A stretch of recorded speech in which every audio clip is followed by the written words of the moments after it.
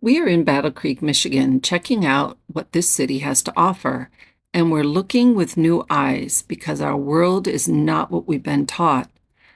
Most have heard of this man and his Kellogg's cornflakes, and they're still making this processed, unhealthy food. But there is also a lot of amazing architecture in Battle Creek. This place surprised me. I thought I was back in Greece and Egypt, and this building is massive.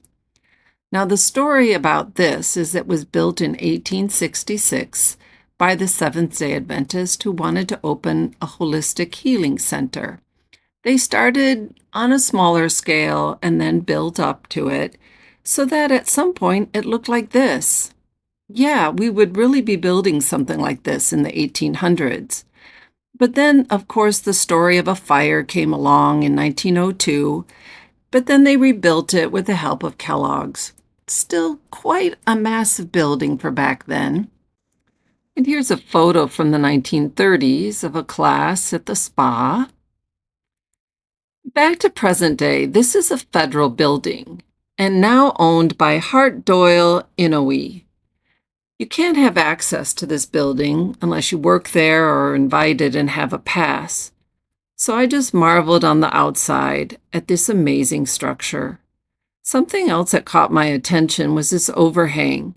What a contrast to the masonry work below and the columns above. There's still some decoration and ornamentation around the columns, but with their upgrades, which they're doing at this time, it's about defacing and taking off the beautiful ornamentation, which gives us more clues to our history. Here's another example of the defacing, purposeful intention of erasing parts of our history. Now we're going to go to another building and check this one out. This is a high school. Look how long this is.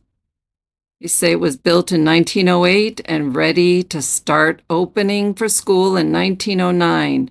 Pretty quick.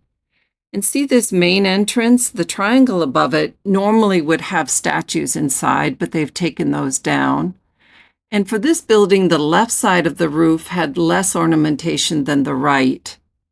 I met a man who used to go to school here over 50 years ago, and he says he remembers marveling at this building when he was young and wondering how they did it.